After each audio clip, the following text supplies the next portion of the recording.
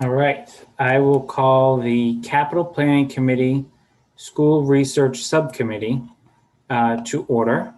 It is Thursday, October 22nd, and it's 7:02 p.m. Pursuant to Governor Baker's March 12, 2020 order suspending certain provisions of the Open Meeting Law, General Law, Chapter 30A, Section 18, and the Governor's March 15, 2020 order imposing strict limitation on the number of people that may gather in one place. This meeting in the Southborough Capital Planning Committee - School Research Subcommittee will be conducted via remote participation to the greatest extent possible. Specific information and the general guidelines for remote participation by members of the public and/or parties with a right and/or requirement to attend this meeting can be found on the Town of Southborough's website at www.southboroughtown.com. For this meeting, members of the public who wish to watch or participate in the meeting may do so in the following manner by finding the meeting at www.southboroughtown.com/remote meetings. No in-person attendance of members of the public will be permitted, but every effort will be made to ensure that the public can adequately access the proceedings in real time via technological means. In the event we are unable to do so, despite best efforts, we will post on Southborough's website an audio or video recording, transcript, or other comprehensive record of the proceedings as soon as possible after the meeting. Thanks for bearing with me on that. First item was review of meeting minutes from October 8th. I don't think those are ready yet. Is that correct? No, they're not. Those are not ready yet. Okay. So I'll keep that on the next agenda. And Kathy, does that mean you're up tonight? Yes. For meeting minutes? Okay. Yes. All right. So I'll add both of those for 2 weeks from tonight.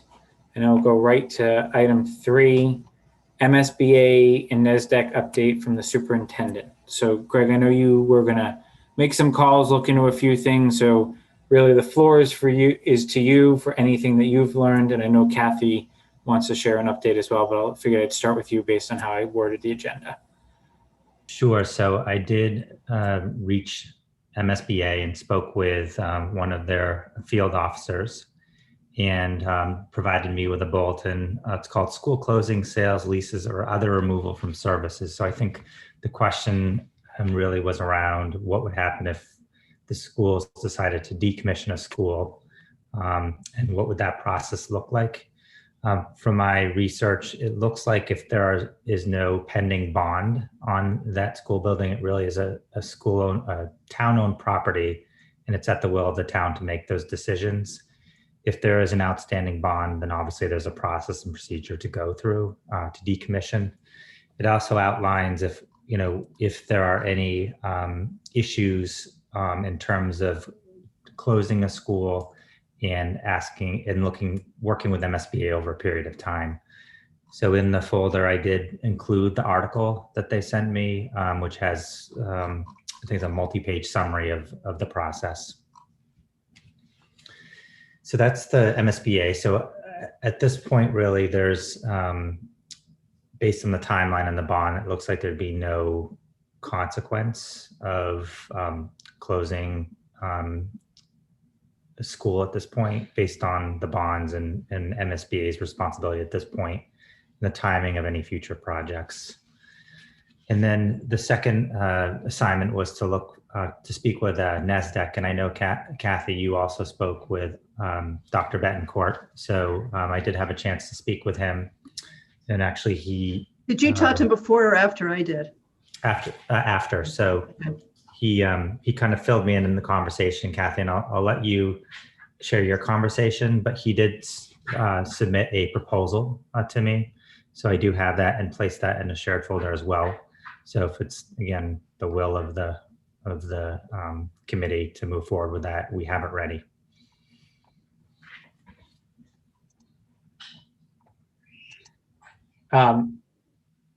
Kathy, why don't you outline your conversation, and then Greg, I don't know if it makes sense to summarize what's in the folder, or I can try to pull it up.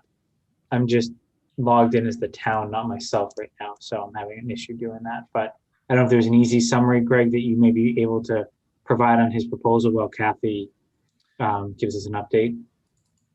Sure. So do you want to? Well, Kathy, you go first, but Greg, I want to tee you up in case you need to Sure. refresh your memory on anything. Sure. And in the folder, it's in the NASDAQ enhanced enrollment projection. There's the proposal is in there as well. Okay. So Kathy, why don't you go with your conversation? Okay, so Greg, feel free to chime in here. You know much more about this group than I do, but it was a really interesting, informative conversation. I really like this guy. So, you know, I kind of started off with doing some research on NASDAQ, and they actually, looks like they started at Harvard and have spun off from Harvard. But if you look at the website, they've got a lot of things that they can do for school systems, a lot more than what I thought. I thought they were just there to give you enrollment numbers. Anyway, so I called him. He went back and looked at what we had done 7 years ago. And this part I think is really important. And I did not understand this. So I'm telling you now, I was on the committee and I did not realize that we had not had them actually help us with the demographics. He said, oh no, we didn't do that at all. All you did was pull, you know, the normal demographic statistics that we supply to all districts in Massachusetts. You did not engage us to basically come in and look at Southborough and do what we could do to truly customize it and modify it and pick up things that should tweak it. So I didn't know that. So we just basically picked up the raw numbers in 2013 and ran with them. So he wanted to make sure we understood that. So Greg, I haven't looked at your proposal. So I assume that what's there is what they call the demographic study. That is correct. Okay.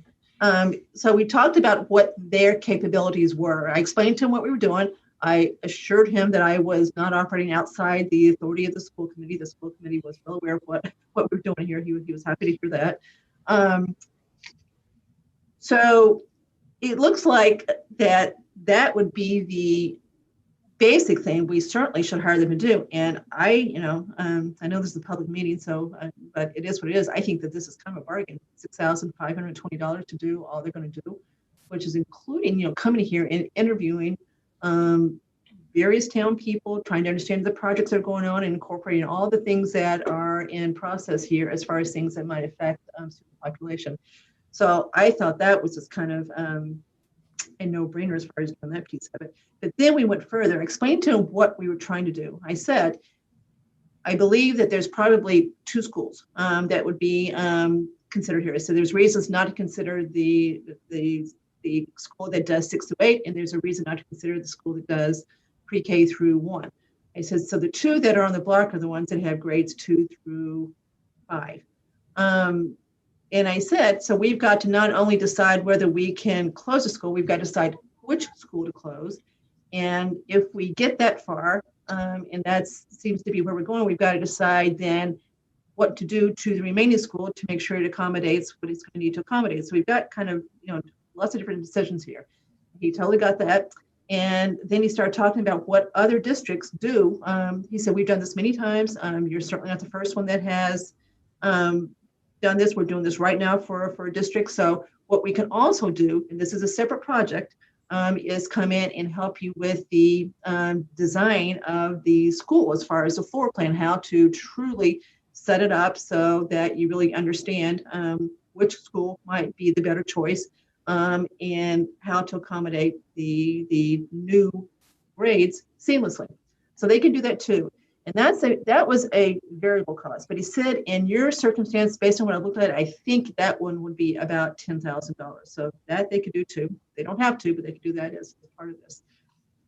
But where the conversation got interesting is when he said, but beware, beware, beware, beware. He said, with COVID, there is a whole lot of things that are going to impact this type of study. And he specifically brought up kindergarten. He said a lot of parents in Massachusetts have elected to hold their children out of kindergarten for a year to get past this virus, hopefully. So that therefore you've got probably an artificially deflated kindergarten class going in this year, and then you will probably have an artificially inflated kindergarten class next year. And then he said, there's other things too that are going on. So you've got to be very careful doing this and understand that there are impacts of COVID on this kind of decision right now. He said, it doesn't mean you can't do it, but you just have to do it carefully. So that was kind of the gist. I said, that's good enough for now. I said, we're going to meet soon, and then, we will decide what to do from that point on. But he just, he just was a very pleasant guy to talk to, and just, kind of seemed to me to exude knowledge. So Greg, I want you to take it from here. This is really much more, much more about this than I do. So. Yeah, so I think you summarized it well, Kathy. I think that he talked about a phased approach. The first phase would be to start with a demographic study. And that would allow, that demographic study allows a community to hone in on a more phased and facility planning approach. So when we did the demographic study, then from that point, we could determine if, again, the phased facility planning, they look at educational programming, building capacity, and option development. So that would be the next phase. As Kathy mentioned, they look at census data, the town and the community, looking at demographics, age composition. They look at live birth data, which we have from our standard 10-year demographic reports that we receive. As Kathy mentioned, they do phone interviews. They analyze public school, non-public school enrollment data for the past 10 years. And then they prepare an analysis of the enrollment projection. So for our district, the cost would be $5,588 because we are a NASDAQ affiliate. So that's a discount of $1,397. So what was it again, Greg? $5,588. And okay, so when I said 6520, that's really 5588? Correct, that is accurate. So again, I think that regardless of, I think this would be a recommendation from me to the school committee, regardless of what we were thinking about doing. So I think this is money well spent.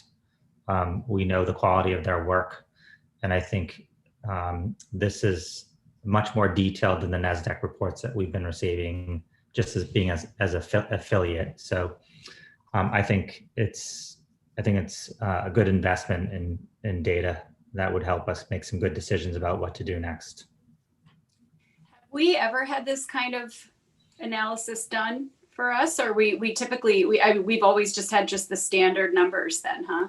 Yeah, we typically just get the NASDAQ affiliate report, the 10-year report. So I'm not aware of this being done. Keith, you might in your tenure. Yeah, I don't remember this. I remember us looking at NASDAQ. If there was going to be a time, it would have been when the housing study was done in 13. So I was surprised to hear that it wasn't. So yeah, I would agree with Greg. I don't believe it has been done, at least in the last 20 years. Well, I think that would explain how the projections were off also. It right? might. So, So Greg, I was able to open the document as well, and we'll probably go into some of what the data told us from the, Katura, I know you were doing some rough math during the last meeting, but I think the math was spot on with that approximately, it was off by about 200 students over that time period. Mm-hmm. So my question on this, Greg, and we can talk about how to pay for it, who has to authorize this, et cetera, in a second. The timing, it says the project could be completed within 3 to 4 months of signing of an agreement. So let's just say you signed it tomorrow and had the right authorization to sign it. Did you have any conversations around that? My only concern is obviously we don't want to rush it, but at the same time, trying to line up with a town meeting, should we need more funding, and also trying to line up, how MSBA does their process. In the original conversation you, Roger, and I had. What was your reaction to that? And wiggle room, no wiggle room? That's what we have to wait for to get the right product. So we did not talk about a timeline other than what the standard contract stated, around 3 to 4 months.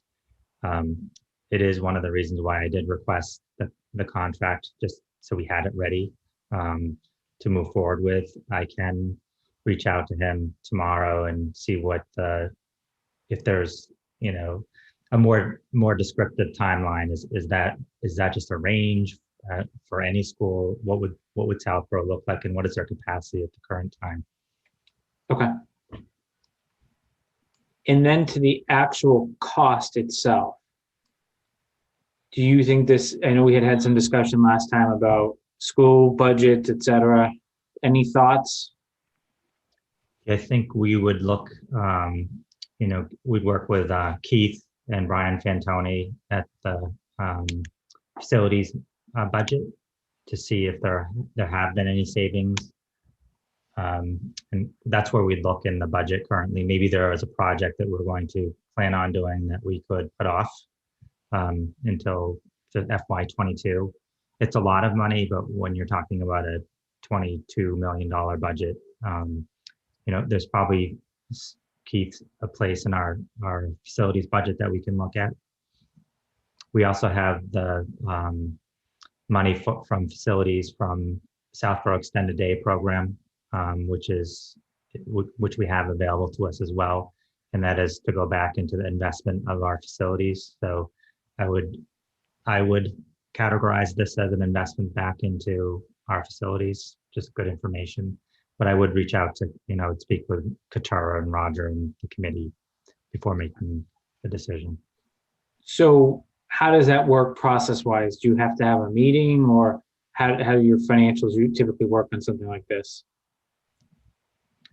I think it'd just be a conversation. I don't think there needs to be an approval or a vote from the school committee for the expenditures, just communication and a verbal approval for me to execute the contract and move forward. Okay. And would it be helpful to have a vote or motion from our subcommittee, assuming we're all supportive of it?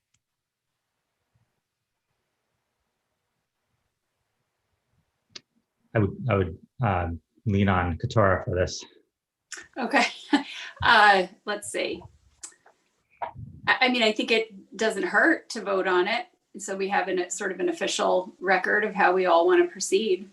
I think that sounds fine to me. And I agree that for the budget, I think as long as it can fit in the budget that the school committee's already approved, I don't see why we would need to vote on it over again. So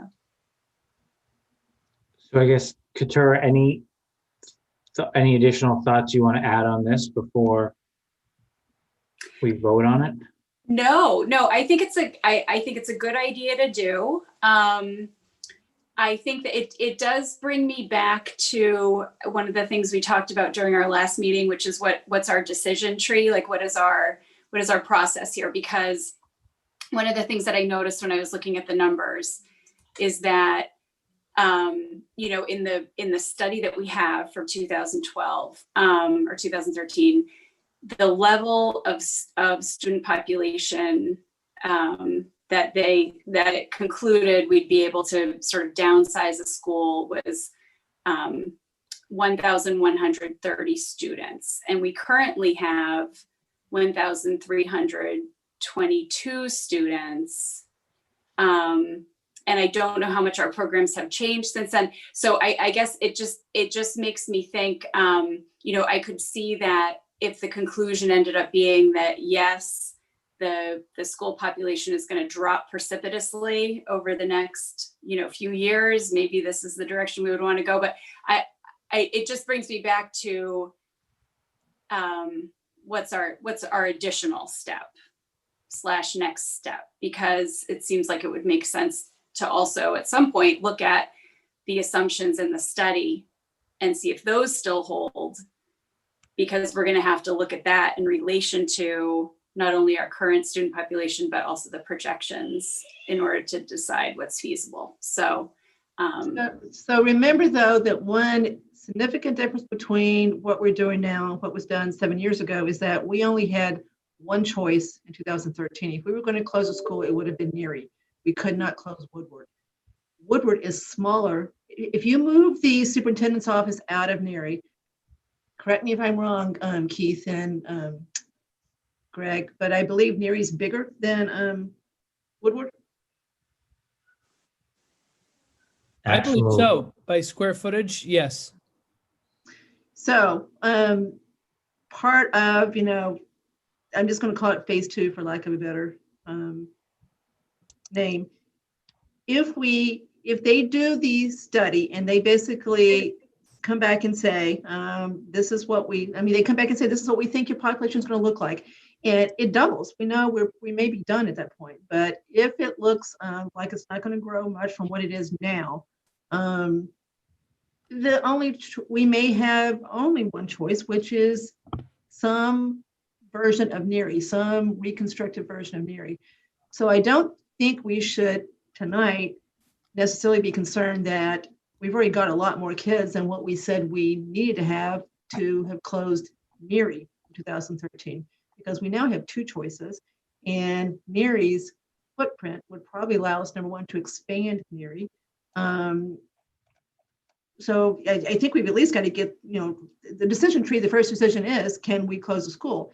And we can't make that decision till we have the study, and they basically say, this is what we think your population is going to look like with some degree of certainty, which is not what we had last time. They're going to put a probability around this. That's part of what they do with this study. So that's the first question on the decision tree is, can we do this? And that study would let us at least know whether we think we can go to step 2, which is start looking at what the schools will look like if we closed one or the other of them. Gotcha. Right. So I totally agree with that. And so that's fine. I guess I'm just thinking, okay, yeah, no, that makes sense. And that's exactly what I was thinking. Like, what are the different assumptions that we have now that we didn't have then? And how is that going to work into how we're looking at the numbers? But, even if they came back and said, we think it's going to explode, we think, Park Central looks like it's a reality, it's going to explode. Spending $55.88, I still think is short money to be able to say to the town, we did look at this, and this is, we basically concluded right off the bat that we just couldn't do this. Or we could. So I don't think anyone's going to begrudge spending $55.88 to at least do this projection. Totally agree. Yeah. We also, just a comment, we also have a capital planning subcommittee meeting on our schedule. And part of that is really looking at what types of investments our schools need. So Keith and I met today with Brian Fantoni, but also at that meeting, we'll have a conversation around what is the long-term plan for NERI regardless. So again, it's, looking at the work that we're doing, but the school committee also needs to think about, okay, what if this doesn't come to fruition? What is the plan for NERI school, independent of any potential larger project involving the town? And what would that be? Because that's part of the equation as well. It is. If we decide we're not closing school, then the next step is, what are we going to do to NERI, right? To me, that's the next phase. That goes to the question we just had in the capital planning meeting of, right, we can't advance the NERI roof and parking lot, right? And obviously that the subcommittee is talking about it, right? But they kind of go hand in hand with everything we're talking about here. And Katura, are you on that subcommittee too, or is that someone else from the school committee? Yep. No, I'm on that.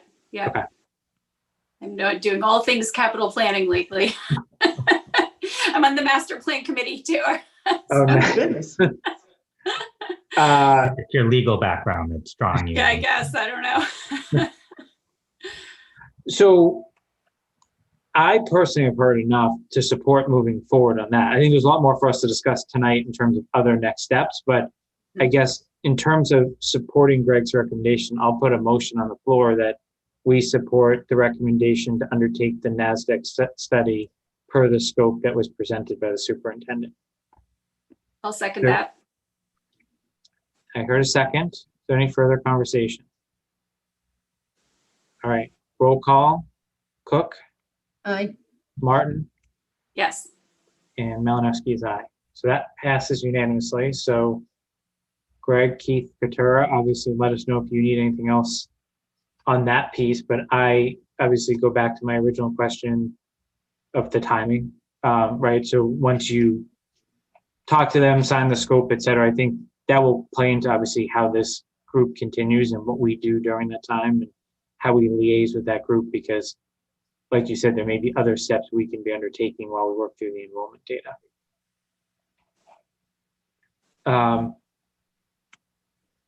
Let's see. So I guess that brings us on the agenda itself to the decision tree. So Kathy, I don't know, did you have a chance to put something together yet? Jason, the answer is yes. I roughed it out and I thought I had an hour before this meeting to finish it up and get it on a PowerPoint. And then I realized I had a meeting at 6 o'clock. I didn't understand those meetings were back to back. I was going, what's wrong? I know this meeting's at 7. And then I realized that we had the other meeting at 6. So the long answer to your short question is I'm not quite finished, but I don't need but another hour to truly put it on a PowerPoint so it looks nice. So is there anything that Couture or myself could weigh in on? Obviously, without being able to see it, it might be a little difficult, but is there anything that we can weigh in on and discuss tonight, or questions you had, just to make sure maybe it makes the approval process more seamless at the next meeting? I think the answer is no for the moment. I'd rather you see the whole thing, but getting the answer tonight that we are going to go forth a demographic study was helpful, because now I can add that in there as far as something that's been decided. So the answer is no, Jason, but I will get it to everybody in the next couple of days. Okay. And then, Greg, if this really is going to take 3 to 4 months, right, that puts us into, I guess, November, December, January, February. It puts us basically end of February, early March. Is there anything that we should consider, given that timing, that maybe Kathy wasn't considering on her chart, and it was hard to see without it, but especially related to your NERI item and what may be needed there? Obviously, we need to understand the total enrollment, but that dictates space and really the viability of NERI versus Woodward going forward. But should we come to some point that we say NERI is going to stay, and we obviously know it needs some work, is there any congruent path that either the school committee capital planning or this group can be going down, or should be thinking about based on the MSBA timelines that we'd have to achieve to start any sort of discussions with them? So MSBA did not have a date yet for their core building project. Usually that opens in January or February. So we definitely could start thinking about a statement of interest, what that would look like, and actually having the data. And then secondarily, again, the capital plan subcommittee, through Keith's work, we're looking at what are the repairs that we think would be needed in terms of if NERI is going to stay as is, what does the envelope look like, and what do we need to make sure the roof is sound, the driveway, the windows, all of those core elements of the facility. I will, if the committee can give me a preferred target date for this demographic study to be done, that would be helpful for me, because then I could tell Dr. Betancourt that this is the date we're working toward, and I think that would give him a more of a sense of urgency and whether or not he can meet that timeline. So maybe Kathy, maybe I could talk to him.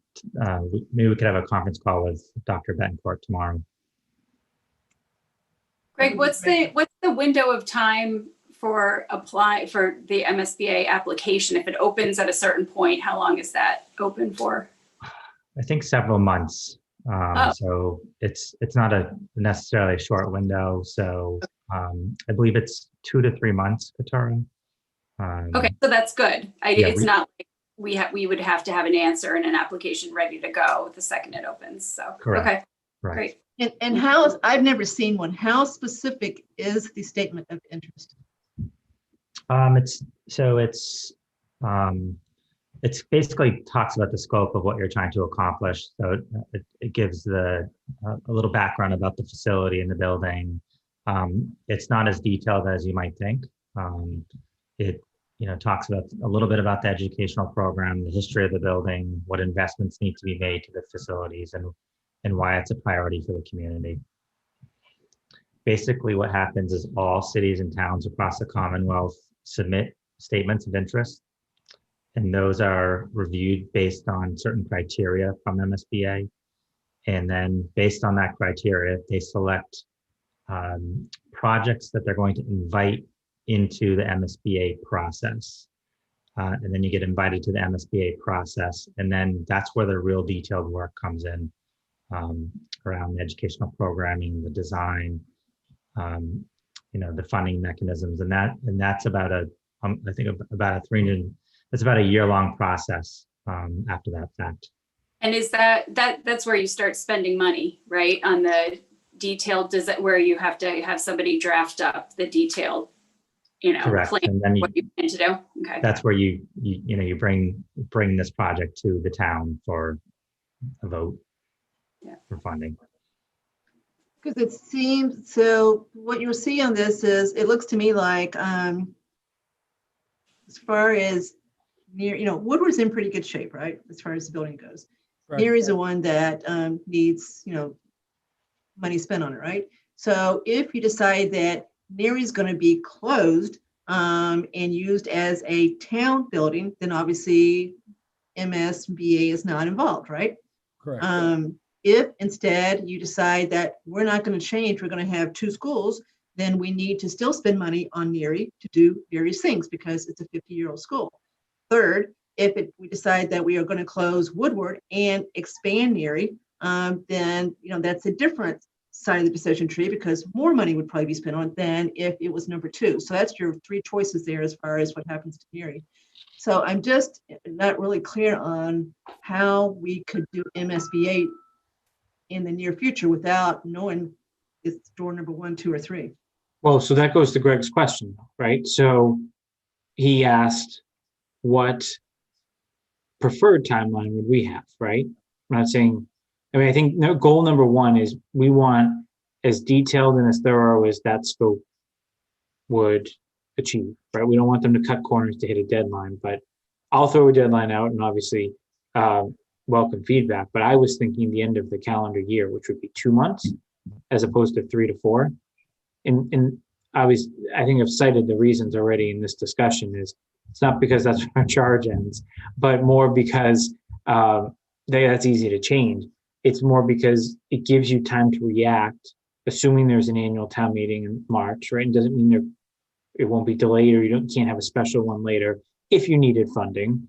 But you also are in a position of strength of, should you need to do something with MSBA, you at least have A, better data that you're making these decisions off of, but B, you're not missing a window and waiting another 365 days, because then my fear is, given where especially the Neary items are on your capital plan for this year, if you chose to officially vote and remove those while you wait for this process to be undertaken, and we lose a year just because of the MSBA cycle, I think we'd probably be kicking ourselves a little bit, just because we don't want to be repairing something we may end up never actually benefiting from.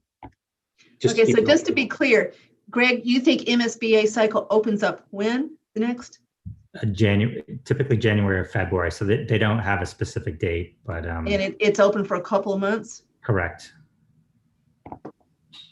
So Jason, I think December 31st might be a little aggressive, only because you got 2 holidays, big holidays in there. Not that necessarily people are going to do things like they normally do. So Greg, why don't we try to talk to him tomorrow afternoon and let him know that we do want to get this done ASAP, because this is the critical path to making these decisions. This is number 1. We got to get this decided before we go on, and see what he says, and try to at least maybe shoot for January 15th. Give him a couple more weeks. Maybe. If his turnaround time on the contract is any indication, I think we might be okay. He did it fast. He did it fast. Yeah. Go ahead, Katura. Yeah, no. I mean, I don't know if this makes a difference at all. That maybe 3 to 4 months is his standard time, and we're not a massive city with a million different things going on. So it might. I wonder if our size might help us. Yeah, and it's also going to depend on how many projects they have. So maybe we'll look out and they're not quite as busy as they could be because of COVID. True. And I know, given we've talked a lot about this on the capital planning side more broadly on the town side, but Greg, through your channels, have you heard anything through any various infrastructure packages that have been kind of floated out there that schools may be considered as part of any of those. I know we're in a very uncertain political time, but one thing we seem to see a lot of consensus around is infrastructure. No, I have not heard of any school related connected to, some of those infrastructure projects, but I will say the Student Opportunity Act that was passed into law last year around this time, a part of it was a lot of debt fell off of MSBA's books. So they have a lot of increased capacity. So there's a window of time right now where they have more funds to fund core programs. What I don't know is what the pandemic has done to their finances, or if anything. So I can find that out. But that was their plan pre-pandemic, to really move forward with their core programs and fund more projects. Okay. All right, so it sounds like we have a next step there. We obviously, Greg and Katura will do whatever they need to get the appropriate signatures. And I guess, Greg, maybe you'll circulate an email back to the committee on timing and where we land. And then we can discuss that piece at the next meeting of, obviously take Kathy's decision tree, approve it, make any edits, et cetera, and then decide how we react, knowing that kind of those numbers are in the works.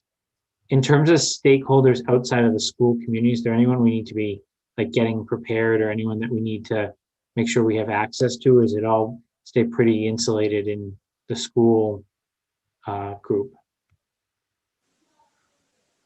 I would imagine that their process, they have this, they would identify the key stakeholders. I'm thinking some of the early childhood programs and I think they would lead us to exactly who they would need to speak with.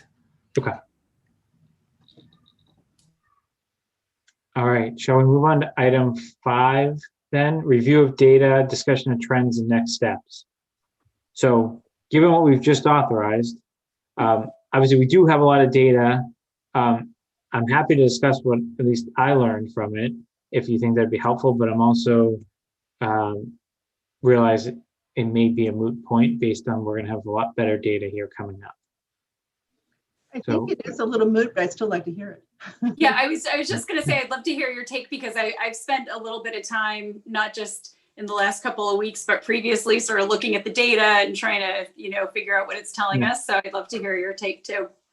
All right, so I came up with a few bullet points. The first and foremost, I believe, Kathy, you said about COVID, right? That loud and clear came across. The first thing I noticed, right? If you took the October 2019 NASDAQ report, which is literally 12 months ago, they were projecting enrollment of 1,292 pre-K through 8 for this year. Actual, per Greg, as of 10/1 of 2020 was 1,222. So literally a difference of 70.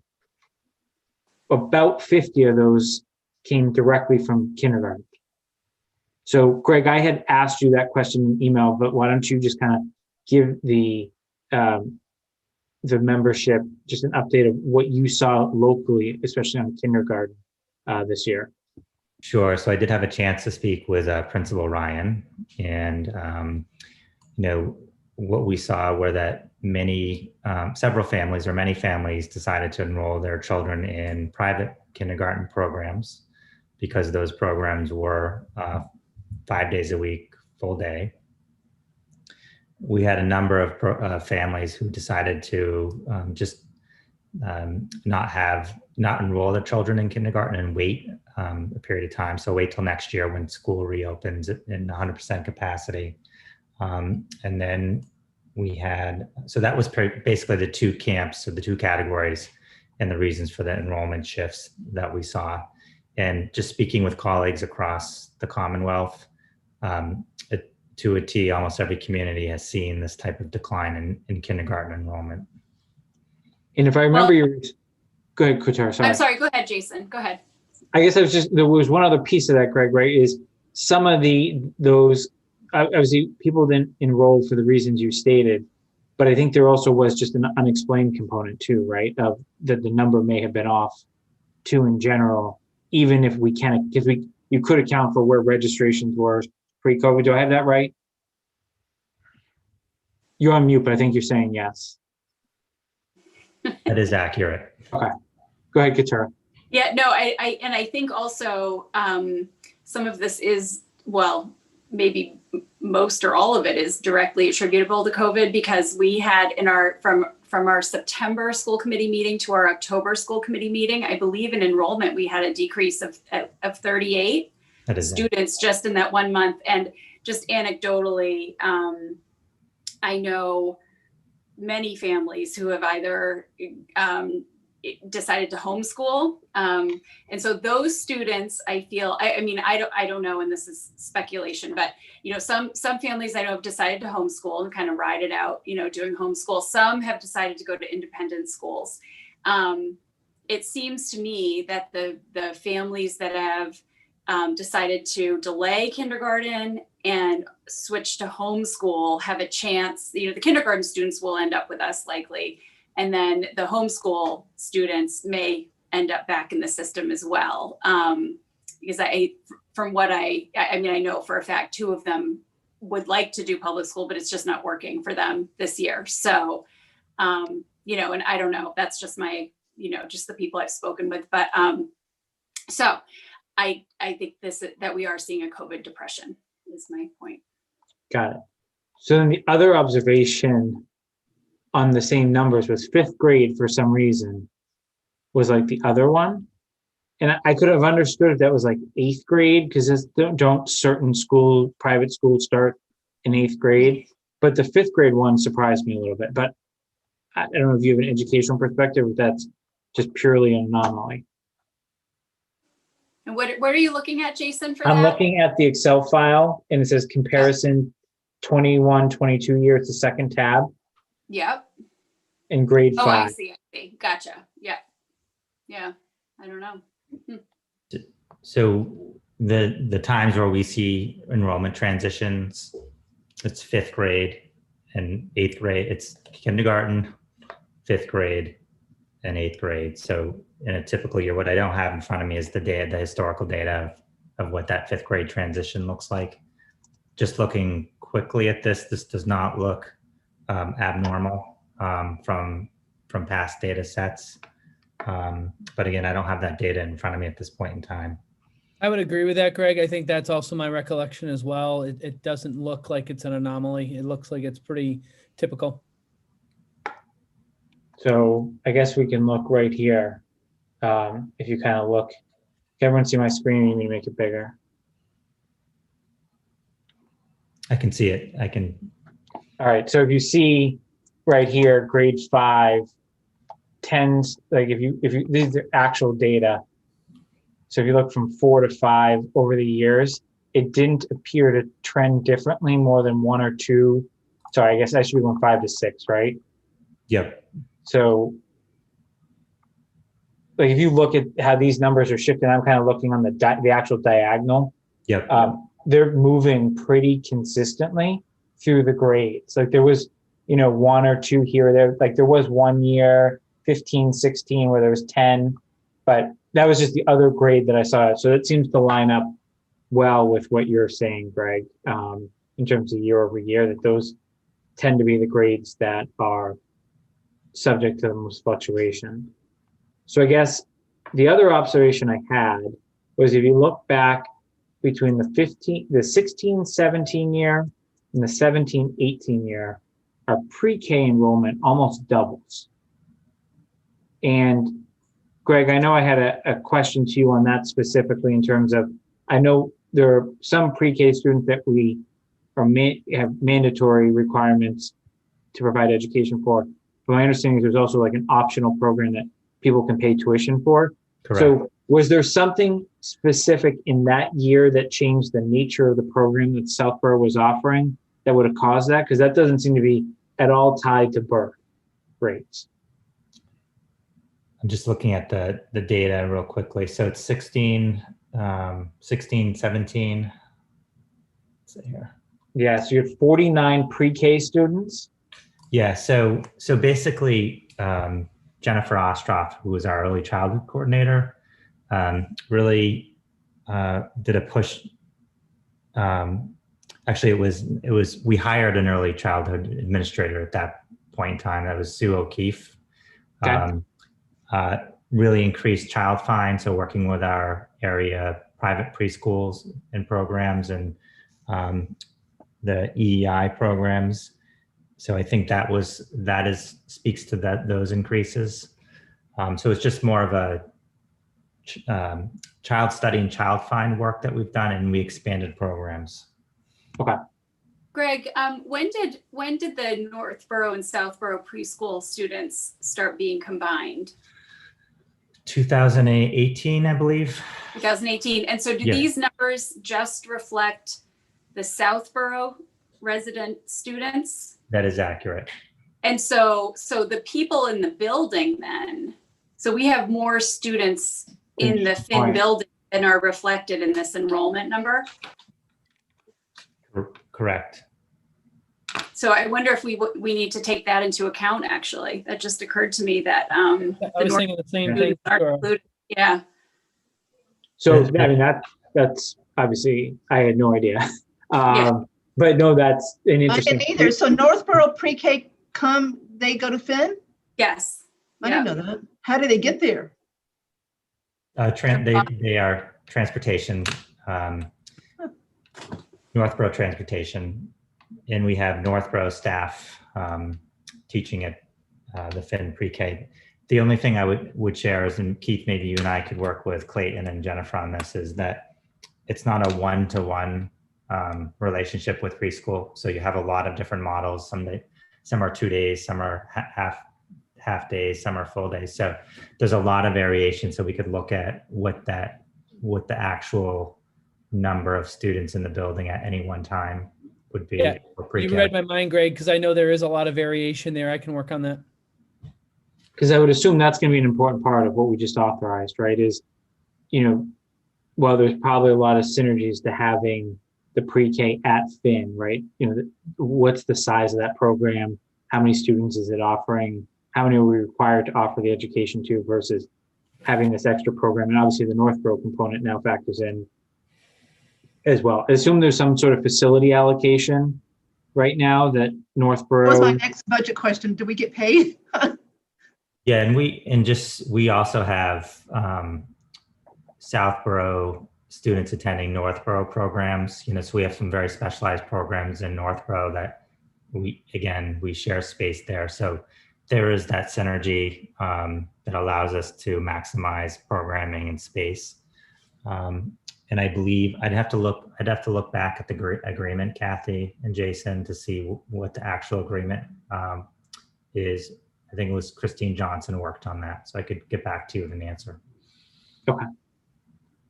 So that was another trend that I thought, obviously there's a lot of different avenues on that one in particular, but, I think about just what Westboro just did with their, they built like basically an early childhood center on, along Route 30.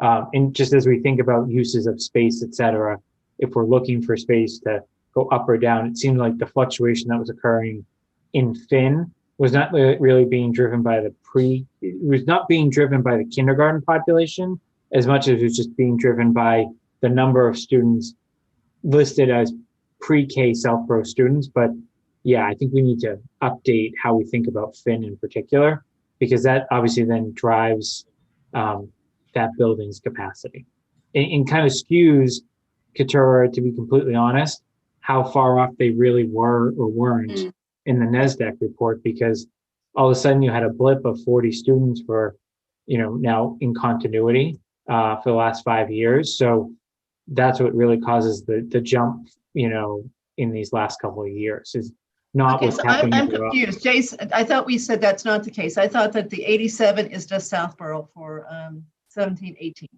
Well, the way that the data is right here, right? These are Southborough students that are in the Finn pre-K. But I think there's two things we've also learned tonight.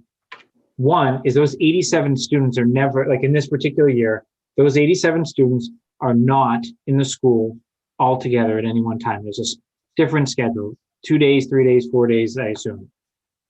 we're then also learning that Northborough has some students that are in that same building, right? So if we're looking at building capacity for pre-K in particular, using what NESDEC has in the report is probably not an accurate depiction of what's really going on in that building right now. But it's also skewing, looking at it this way, the actual enrollment population. What I'm saying is, I think that even though NESDEC, if you look back all the way to the 2012 report, which was the anchor for the 13 study, they were off almost 180 students for the 1920 school year. 40 out of that 180 directly related to preschool and how they were running the preschool. Okay, so I'm with you with part of this, but I don't understand why you think the NASDAQ projections, the issue with how far they're off has anything to do with the fact that Northborough's pre-K population was physically at Finn. I think they're two very separate things. I agree with you. What Northborough has at Finn is a consideration for how we think about using these buildings moving forward. I agree. For example, remember in 13, one of the permutations as far as what could happen was moving second grade back to Finn. And if they said if that's one of the things that we could do going forward, then you would certainly have to make sure you understood that there's more than Southborough at that. And it would be a little bit ironic if it turned out that the issue of doing that would be the Northborough kids being there. Yes. How long has Northborough pre-K been at Finn? Sounds like since about 2018. Is that Yeah, right, Greg? this is the second year, but possibly the third year. I'd have to look. I think it's the third year. Okay, but it wasn't in 2013. That's what I was No, getting it's at. a relatively new transition. Yeah, it's a fairly recent. Yeah. So I think that's a good to do for Keith and Greg to come back with kind of how that works and how make sure we understand that, because I don't know if there was a long-term contract entered into or whether it's adjusted year by year, but obviously that needs to factor into how we think about this space and candidly what would happen if that space wasn't available, for whatever reason to Northborough, and how that would then work. And the NASDAQ person doing the study, or the group in the state, certainly needs to know about this, whether it could be changed or not, whether we have to do this. Yeah. So I guess the only comforting thing I found about how far NASDAQ was off was that we could explain just under 25% of it solely due to a change in how we run our preschool and the actual enrollment from Southborough students. I guess is my point there on what the data told me. Mm-hmm. Only a fourth of it. Well, better than just being off 100%, right? So now we have 75% to understand how the other 75%, fluctuated. The other, I guess, good news that at least I thought was, I'm not a graph person, but I did the graphs down below here, was clearly your enrollment is going down, right? And clearly it has gone down over this almost 10-year time period. So while if we had closed the school, it's probably helpful to understand what would have happened with the actual enrollment and whether there would have been an issue or not based on the recommendations that happened in 13. You also can get some sort of comfort that you do have a 10-year trend that was going the right direction. Now, significant margin of error, but I did think that the stabilization that's occurred over the last couple of years was helpful. And then looking at birth rates moving forward, I wasn't really able to tie why NESDEC thought that our enrollment was going to go up so much, basically another 200 students over the next, 9 to 10 year period, yet birth rates are projected to be relatively constant. So what that told me was they're factoring in something about movement into the community beyond those babies that are actually being born in Southborough. But again, something that I would like to understand after we do this more detailed analysis, because that part just didn't jive to me. So those were kind of my major takeaways from this with the time that I was able to spend with it. In Katura, I know Yeah. that Jerry Cap, and I think Kathy and Jason, you probably worked with Jerry Capper too, did a significant analysis of the NASDAQ reports. And I think his conclusion was the farther out the projections, the less accurate they are. So, Yeah, well, which doesn't take. He was the one that did that part of the report. That was his assignment. And if you remember what the report said, it basically said you can count off NASDAQ being off 1% a year. And so then if you extrapolate out 10 years, you got 10%, which clearly is not what happened here. So that's what it said, but it's not true. Interesting.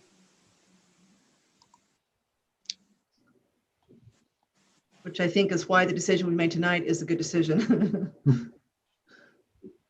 Yeah, I mean, I think that it's the 10 years out too. So when you're thinking about closing a building, you have to be pretty sure that you're not going to require that space again within a reasonable time frame. So it's making sure those out years are really as best projections as you can, so you're making good decisions, because MSBA will not.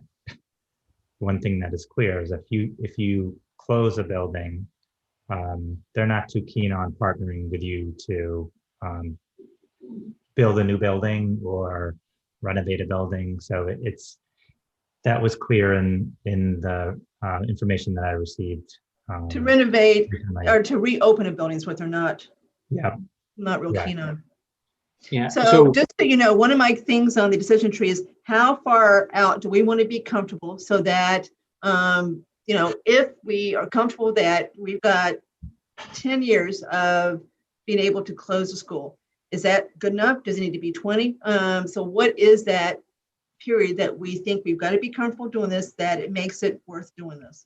I think that's a very good question, Kathy. I was just thinking about that, because even if you think, you have data for 10 years, it takes a long time to, rehabilitate or find a new space or build a new one or somehow come up with a new, so then you have the whole ramp up period after if things start taking a different turn. So that's an interesting question. And unlike 2013, we're not talking about reopening of school. We're going to have used whatever school we closed for something else at that point. So that probably won't be available to use again. So we are talking about, just like we did in 2003, building a whole new school, right? We used to have 3 schools, then we went to 4. So we're talking about building a whole new school if we don't do this right. So Greg, can I ask a quick questions I think it goes to the points Katura and Kathy just made about your statement about closing a school and then MSBA's lack of interest and obviously helping you reopen it. Let me give you a hypothetical and just make sure I understand. Let's just say our analysis points to closing Woodward. And then the town agrees that we need to do something with Neary. We get Neary up to the right building standards, et cetera. Town's comfortable, our enrollment projections seem to support it, et cetera. 10 years down the road, we decide, we really need some more space. If we went to add on to either Finn or Neary at that point, and I would think that would be part of a selling point that we'd have to make for someone that asks the question, what happens if your projection's wrong? Would MSBA partner with us then? Or would they still say, no, remember that Woodward school? You're out of luck. So I think a renovation, an addition is different than opening or renovating a school or reopening a school or building a new school. So I think they would be willing to. I mean, there are examples, and Westboro is an example, Hopkinton, where they've seen great growth. Shrewsbury is another example where they had those exact scenarios where they had relatively new buildings and had to expand just because of the population growth, and MSBA did partner with them. So isn't that part of our insurance plan here?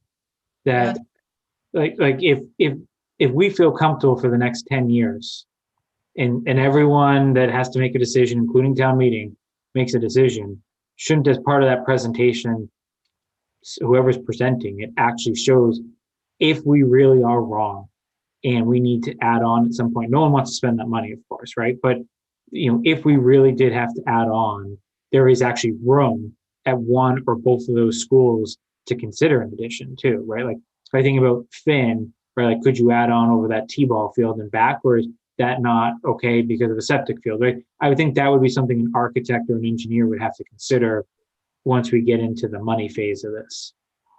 And I did talk about that with NASDAQ, and they said their space planning group would be able to do that too, as far as showing what the contingent plan could be if we need to do that. But one thing we got to keep in mind here, and they would look at this too, is remember there was a septic problem with Trotter as far as capacity goes, and we spent a lot of time on that in that report. I mean, talked about it a lot. I don't remember all the details, but we'd certainly have to look at that again too.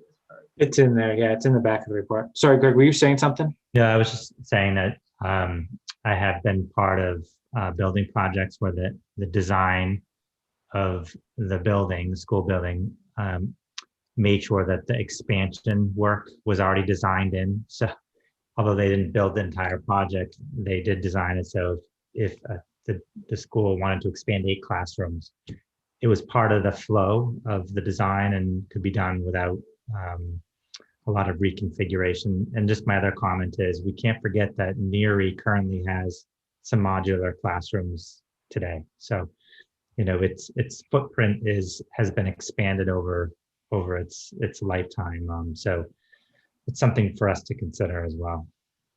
So Kathy, I would hope your decision tree I know we've talked a lot about Woodward and Neary, like we'll have potential permutations of what could happen in Neary in terms of expand, renovate, new, Woodward, et cetera, right? That I assume that's encompassed somewhere in there.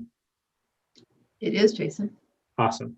And I would think that this probably goes without saying, but as we're talking about this and we're thinking about looking at what the future cost or planning might be, that we're also going to look at obviously how much money we would be saving by closing a school if things point in that direction, and that's going to end up being offset by future cost if things were to trend in that direction. So just I'm sure that's restating the obvious, but that would be something else that probably people we would just want to be aware of. Not that it's going to drive the decision, but just to know. So, Katura, I don't want to burst your bubble, but even closing a school and mothballing a school in 2013, when we didn't even look at what you might do with it, wasn't going to save that much money because the cost to run the school is all people, and the number of people weren't going to be reduced. Maybe you would have one less principal, Keith, or a little bit less custodial help, but it wasn't big bucks. It was between $200,000 and $400,000 a year. However, in this case, the town's going to use the building. So yes, the school budget may go down some, but it's going to be transferred to the town to operate that building. So I don't know that there's going to be a whole lot of net cost savings doing this. There may be some, but I don't know that it's going to be very significant. And I can confirm it was me in 2013, by the way. Yeah. I'm also thinking though, in terms of, I think what I was hearing people saying is that if we didn't have an alternative building, we would need to do things to the senior center and we would need to do upgrades to the town hall. And so I'm just thinking in terms of the whole package of so money that otherwise would not be spent. That's true too. Yeah. So I do think that while the numbers may not have told the story in 2013, Kathy, I think we should start to think through, like, is there a different way of looking at it? Like, I don't want to, I haven't studied the operational aspects of it enough, but I would think that should be fair game for this group to start thinking about, especially if we end up waiting for some NASDAQ data and really our progress starts to stall a little bit. I would think we should be able to solidify if we go the Woodward route, what happens, right? And I get the actual operating costs of the physical plant of the building in that scenario would just shift from the school budget to the town budget, right? But how much does it shift? Is it being used more or less, right? Like there may be an incremental of, they're running the heat X number of hours a day versus Y hours a day. But having Greg and Keith think through the people aspect, right? Is it a principal? Do you now need an assistant principal? If you have a bigger school that has more kids, do you save a nurse, or you still have the same number of nurses because of ratios, art teacher, science teacher, whatever other specials? So I do think there is value in just revisiting and laying that out. And you obviously have a different leadership team from the school too. They may cut the numbers harder than maybe the prior administration did. No pressure, Greg, but I'm just saying, like, or you may say it was too aggressive. So Greg and Keith, probably Jason, are going to be pretty busy helping the NASDAQ people understand all they've got to understand as far as facts go, including, what they would like to do for programs, et cetera. So there's a lot of facts obviously they're going to need. But what you are proposing to do, I know it sounds like it's maybe fairly simple. I'm telling you it's not, as far as making that determination. I'll give you another example. When years ago we were trying to determine whether to have 2 high schools or 1, the data that got presented, that was the objective, well-researched data, basically said it wasn't going to save us any money to end up with 1 big school. The cost was going to be the same whether we have 2 smaller schools or 1 big school. Nobody believed it. They kept saying, oh, we'll save so much money if we had the 1 big school. Economies of scale. It wasn't the case because it's so people-driven as far as the cost of school, and we weren't going to reduce the number of teachers. So we'll see. We'll see what we can do, but there's a lot of moving parts into that answer. I never said it was simple. That's why I wanted to try to actually get ahead of it, because I think it's a question we need to be able to answer. And but at the same time, we can prioritize, right, based on whatever Greg and Keith, obviously their day jobs, but whatever burden gets thrown on them from a NASDAQ perspective, just helping think through what those elements are and figuring out what the costs are, et cetera. Obviously, we're not going to make the decisions for them. We need their leadership and expertise on that, but I do think it is an important component to it, just either validate what was out there previously or say it goes up or down and here's why. Because I think you just run a school probably differently 10 years later than you did 10 years ago.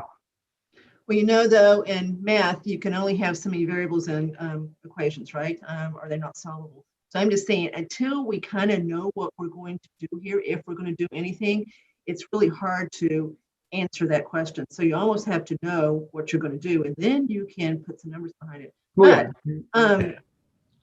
so we'll see. Well, we can do what we can. But so what we did in 13, we punted on that question. We just said we're going to mothball the school. We didn't really care what the town did with it. We totally ignored that and said if we mothball the school, then the school budget is going to save $400,000. In this case, we really got to look at it from the whole town perspective. We can't do that again. We've got to look at the whole town picture here. Yeah, I do think that there are other communities who have done this exercise, and I think Dr. Betancourt probably could give us some good examples of experiences other communities have in doing this exact work.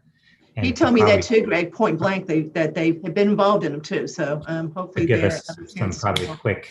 It wouldn't be contextual to us, but it would probably give us a percentage, to your point, Kathy.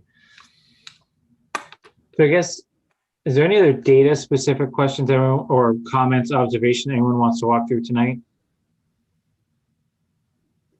No, I think that you made some great observations, and I had the, similar ones about the, I also think it's interesting how the current, like, as you said, one of the things I noticed was the current projections, or the report dated 10/30/2019, has it going up so much, and how that doesn't seem to be consistent with the birth rate. And so I wonder, it makes more sense to me now, having heard that the way they do it is they treat us like any town. And when you look at all the towns around us, that's sort of what seems to be happening, is there's just a lot of growth, and it's not necessarily related to inherent birth rate. It's development and people moving in. And so I assume that's what they're, what those numbers are meant to represent on our scale. So I thought that was interesting. And I guess I had a procedural question, Greg, and this is probably something for Katura and Roger to come back to us after they've got with the school committee, but I'll throw it out there. Is it says, like, in the scope of services for the report that we recommended, that they would come back to the school committee. I would just wondering how you view this group interacting with Dr. Betancourt and his team, and whether we would preview it and then go back with a broader recommendation, because it's obviously we need the data to inform our decision making, but at the same time, obviously the school committee is call it the buyer of the service. So I just want to understand how we're going to do it, just so we can think about process mapping more than anything else. My thinking is the purpose remains the same of why we're doing the study, regardless of who's funding it, and it's still the town of Southborough. My thinking is that this, and again, I'm not sure the Southborough School Committee is looking for more work. This is the committee that is doing the work, would probably appreciate this committee doing the work and then having this committee present to the committee. But Katura, you probably have a better sense than I do. No, I totally agree. I think it makes more sense to go through it in this forum, and I can always just sort of, let Roger know that that's what we're planning on doing, and see if he has any objection. I can't imagine he will, but I think that makes much more sense, because I mean, it's a fairly complex analysis with a lot of different elements that are beyond the immediate scope of the school committee. So I think it makes sense to do it here. Is anything else on the data? No, just want to thank you, Jason, for doing the analysis. One of my interests was just seeing an outsider taking the data and hearing what, a different perspective. So it's interesting. So thank you. Yeah, it was intriguing. Jason, one more question about the data. Sure. Could you glean from what you looked at why they thought the population was going to increase so much the next 10 years? I couldn't tell. It must have to do with something in the housing. Is the only thing I could think of, right? And leave Park Central off to the side for a second, right? Yeah. I mean, is there some assumption in here that you have a group of people that don't have children in the schools right now, at least in the K through 8 schools, they're essentially recycling their home and now getting a family of 1, 2, 3, 4 kids coming in? That's the only thing I could think of, because if you look at the increase in this time period, birth rates are constant. So it's the only other thing I could put my hand on. I can't imagine they were projecting Park Central or any other major development in this town. I know for a fact that they are not projecting Park Central. What he told me is, and Greg, feel free to tell me I'm wrong here. He told me it's more of a macroeconomic projection. So it's not Southborough specific. It is macro trends that are used here, not micro trends. So therefore, there's really not a lot of Southborough specific details that are incorporated in it. So the micro trends should come out in this money Yes. we've now recommended, because Yes.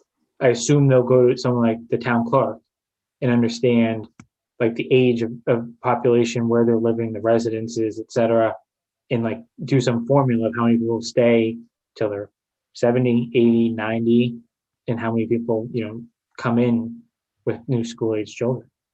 I would think so. Okay. All right. Next item is public comment. Is there any public comment? Raise your hand.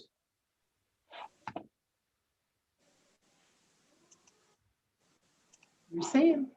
I'm seeing nothing. So any other business that the group wants to conduct tonight? Nothing for All right. me. Kathy, anything? No. Greg, Keith? What's up? All right, so we will plan to convene 2 weeks from tonight. The minimum, we'll go through the decision tree. I think that should be a really good conversation. And obviously in the interim, Greg, you know where to find us with any of the updates as you work through the scope with Dr. Betancourt and the timeline. Thank you. All right, I'll move that we adjourn. Is there a second? I'll second. Any further conversation? All right, roll call. Cook? Aye. Martin? Yes. And Malinowski's aye.